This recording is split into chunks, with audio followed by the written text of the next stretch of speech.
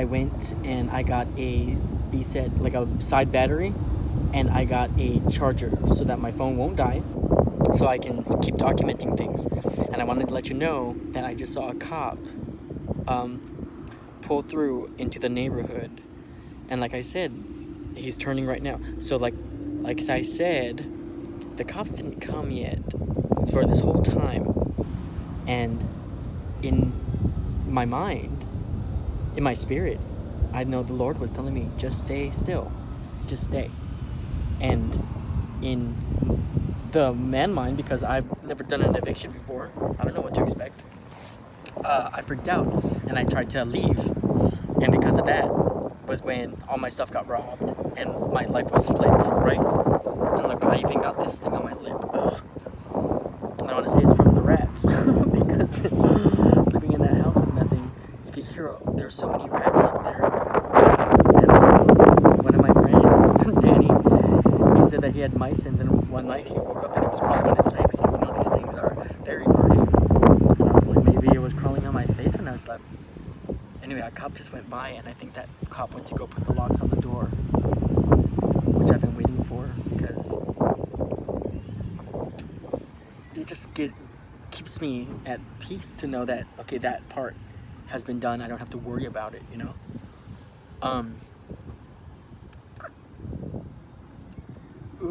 Anyway, so I went and got a side battery and a charger for my phone so I could document this. And I've been thinking about what to do. And like, still, it's stay here. And I read somewhere that it was like, he took them out to the perimeter of an area. And that's where I am. I'm still in the perimeter.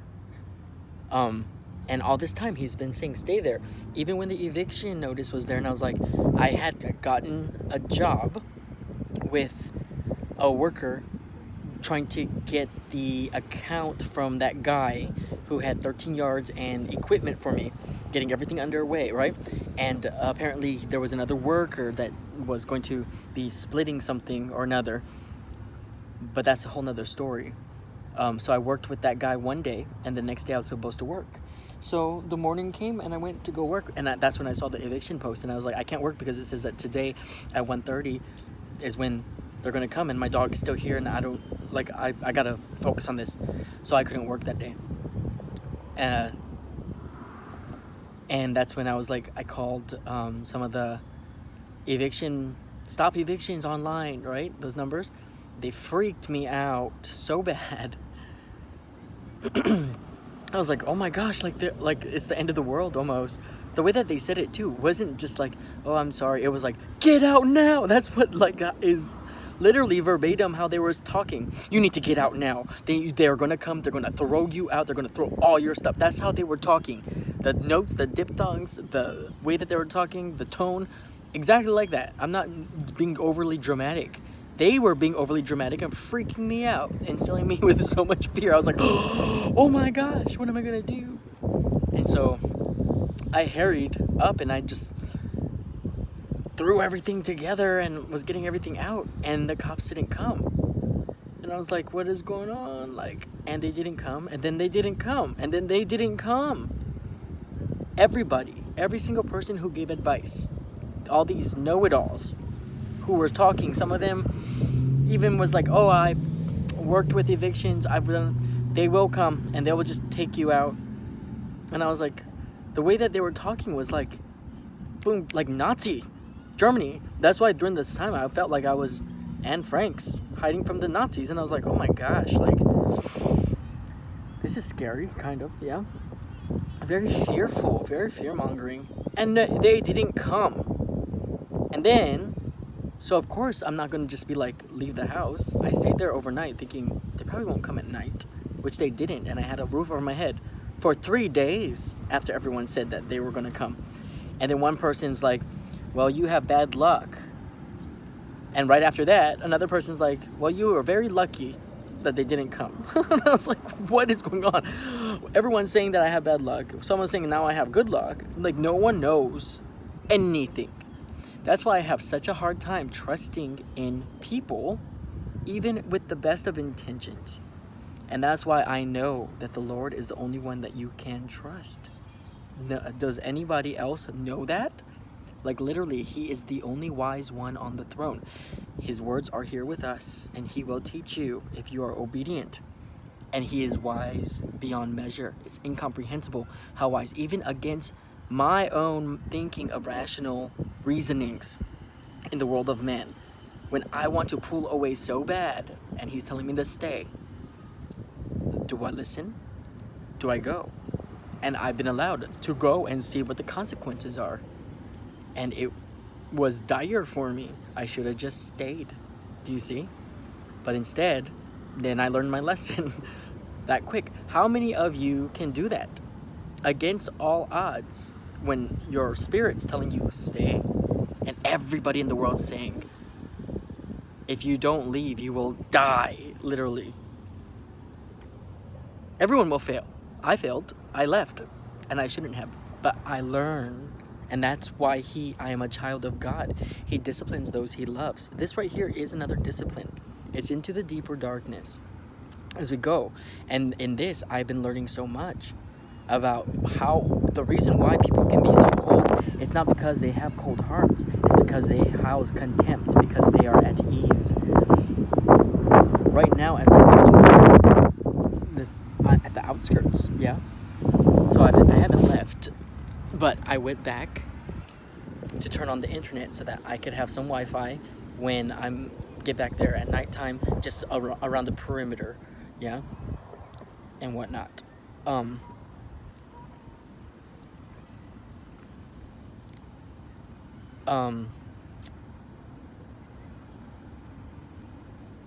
It's pretty miraculous how none of them told me the process, and I don't even know if this is the process because I have no idea how this cop got my third-party phone number unless he was on that app, because I posted that phone number for people to contact me. I also posted during this time that since all my equipment got stolen, like this is like 4 or 5 days ago, 6 days ago, I was like, all my equipment got stolen and I do yard work, and I was like, someone please give me a yard to cut. I will cut it for free. Just give me something to do, because I cannot just be staying here around this house having nothing to do with my thoughts. And I went out and I cut people's lawns for free. I didn't expect anything. Of course they gave me money, but I wasn't really expecting it. I said I will cut it for free. I will cut it for free. Whatever you give is to your own conscience, and of course I will gratefully accept it. That's why I told the lady when I got there, I was like, and when I'm done, do you want me to just put the equipment here? Or where can I put it? So that I didn't have to bother her, because I didn't even want anyone to feel pressured when I was done. I wanted to just sly away. They wouldn't even know that I was there and that I was gone, because I didn't want them to feel pressure, like, oh, now he's done, like he's expecting something. When I say I'm going to do something, I do it 200% to what I'm going to say, what I said. And I said, give me something to do. I will cut it for free. And that's what I was true to.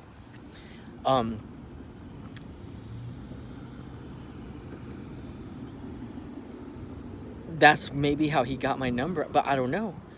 But the thing is, he called me and gave me a heads up and told me, like, just leave. I let him know, like, I cleared everything out, just like how he said. So the house is completely empty. Nothing in any of the rooms, in the main areas, yeah, like you can see. And I cleaned it up because Mike had devastated it in the abandonment. Like, he left so much trash around. And there was no water. Yeah, the water was turned off. And so I got buckets of water, because throughout the year, when I walk my dog throughout the neighborhood, people have heavy trash where they throw out. And for some reason, I kept collecting the igloos that people threw out. So I had like 3 different igloos, and I was going to do it for work. I used it for work, you know? Well, it came into handy, because then what I did was run a hose from my neighbors and connected them, so it was super long, right? And at night, I would turn on the faucet and fill up those igloos with water, so I had some fresh water in the house. And there was dirty dishes before the water got turned off that I didn't do them, but Mike and his meth friends just left a mess. And so I cleaned up the dishes and area with water that I collected from the neighbors. And I put a whole bunch, and when people were throwing stuff out, I would find vases and glass jars, and I put them out one day because I heard that it was going to rain. I collected rainwater.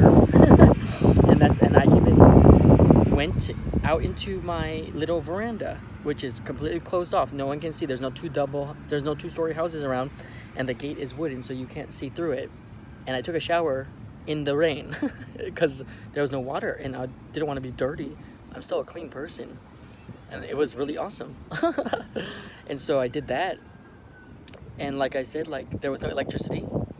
And so my neighbor, I went over and I asked them if I could plug my extension cord into their back outlet, and I ran it all the way across, and I plug, just so I could turn my modem on and one lamp at night. That's all I needed, and it worked well for me.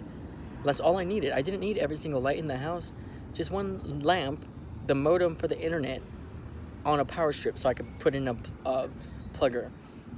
I did use it once for my rice cooker, so I cooked a bunch of rice that then, you know, it could stay, and I had something more of a carb to eat throughout the day. But I unplugged that, and I used my Magic Bullet, which for my protein shake, and a banana, because, you know, it was healthy and it was filling, and I used that twice. So I wasn't using that much electricity from my neighbors. And then I also went, the cop is passing right now, so I think he went and locked the door. I went and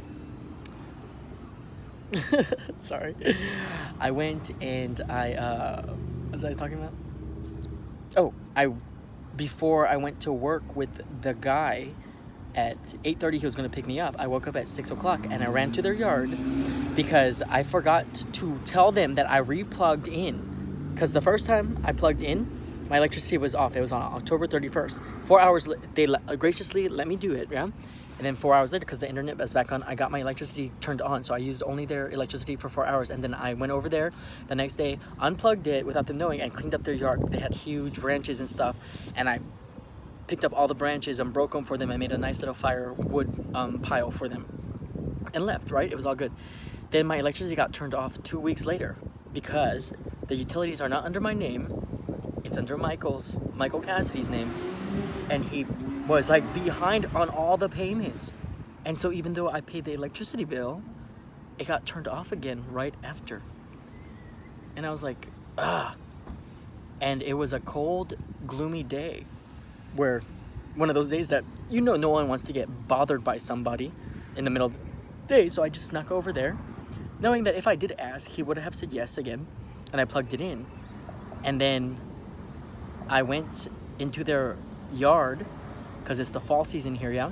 Before I went to work at 8:30, and I raked up their entire front yard and picked up, because I don't have equipment to mow or trim, but I do have a rake, and I did have trash bags.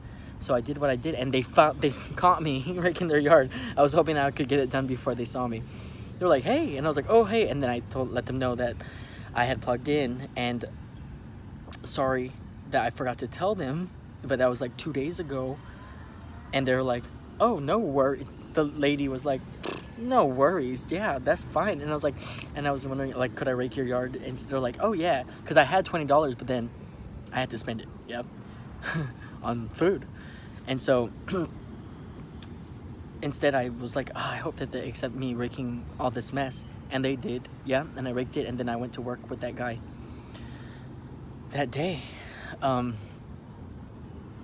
So I don't ever look for a free handout. It's not like that. Like my father, who loves evening, yeah? Balanced, even scales. I always look for ways to balance out. It's never a free handout.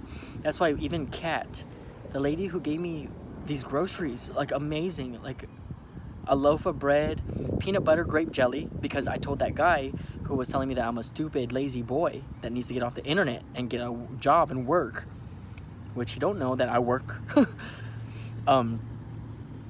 In the stream, the mainstream of conversation, I told him, then come over and you could see that I'm telling the truth. And when you come over, bring bread, peanut butter, and grape jelly. So apparently my neighbor Kat was reading the entire stream, And I told another person that too, who was calling me a rat. And I was like, I'm not a rat. And please come over so I can tell you. And you could see that I'm sincere from the heart. And you could see the truth. You can get the full empathy. And if you do come over, I was like, please bring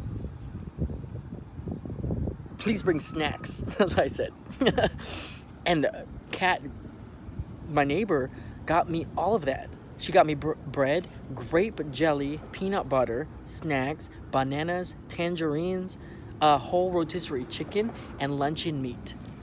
And 3 gallons of water. Just amazing. And dog food for Luna. And I was like, oh my goodness. So she was reading that, right? And she did it, but like in my mind, I'm not just gonna take it and run. When I get back on my feet, I'm gonna bless her 100-fold. I already have a plan of action, like what I want to give to her. And this is what I want to do. I'm going to buy her, and I don't even know her, okay? I don't know if she has a husband, but I'm not gonna send her on her own. So I'm gonna buy 2 tickets to NCLA, which is Norwegian Cruise Lines America. It's freestyle cruising, and it has the entire monopoly of the Hawaiian Islands. So I'm going to buy her plane tickets. I'm going to buy her the tickets to the cruise, and I'm going to send her and whoever with $1,000 to spend. Just because she blessed me so much, and I know that when I get on my feet, and I have a plan of action of when I want to do this, it's not going to be like someday.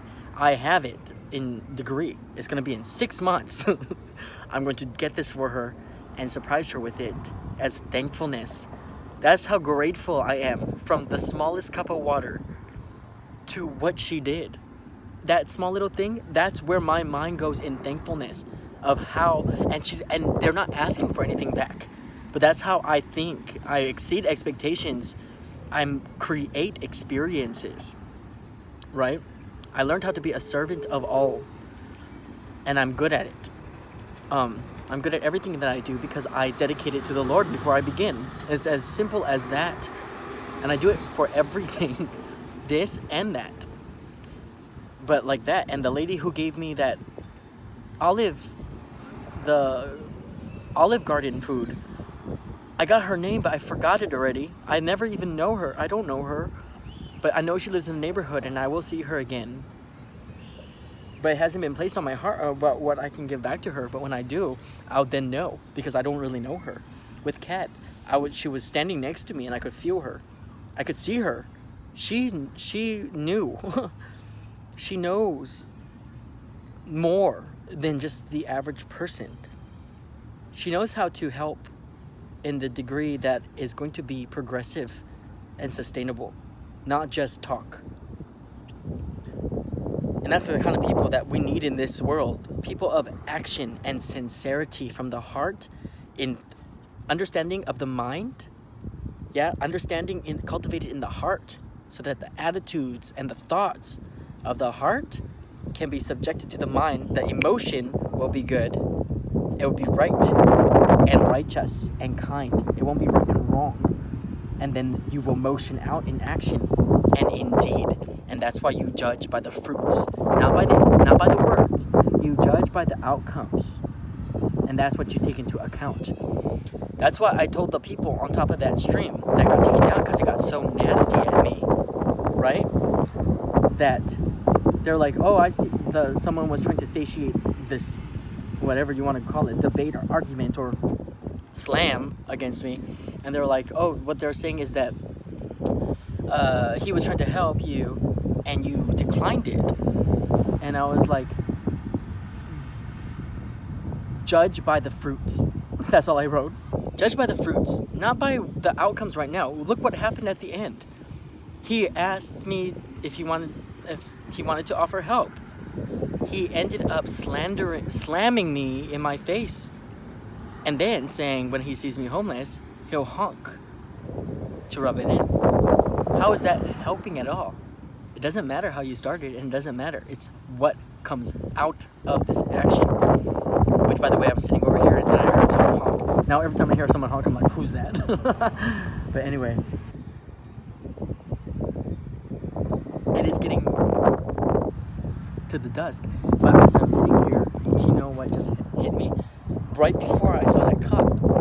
Like right before. It was almost like I was waiting for this cop to do what he needed to do. In obedience. Still in the perimeter. To the perimeter of the lane, right? And right before that cop came by, the thought, which is the Spirit speaking, I know how to listen to the Spirit, was like, the floods are coming. I don't know what that means. But soon, everyone's going to be out here.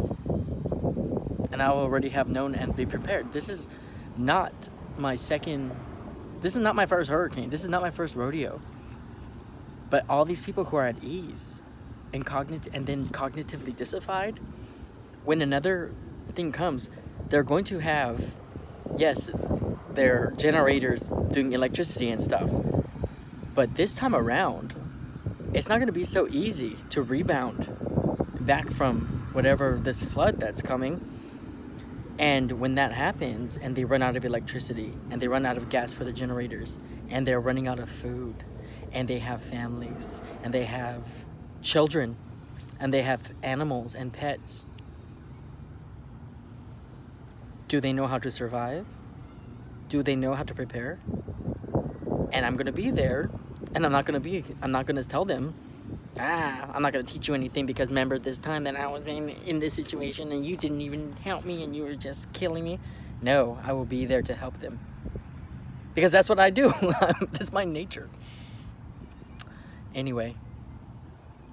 So I'm about to prepare to go back to the house to see if they put the locks on. And see if that is finished. And if it is, then it's time for plan C. Which, I don't know what it is. I'm just being obedient to the Father. And watch how this works out, because I know how this works out. I trust in the Lord with all my heart and lean not on my own understandings. I've already seen what happens when I lean on my own understandings and all my ways. And even in those ways, that's why they weren't so bad, even though they were a lesson to be learned. Because I acknowledged him, because I'm like, I don't know what I'm doing. I feel like I should stay here, but I need to go because I'm in fear because of all these people telling me, So even in that, what I did, as I always do, even when I don't know what I'm doing, is I acknowledge God in this way. I acknowledge you, Lord, in this way. Because he can straighten crooked paths. Even paths that he had set for you that is straight and you go wandering off and make it crooked. He will count what is lacking. And only God can do that. So, this Keneke come in the name of the Lord. This is day 1 coming up on evening time. Bye.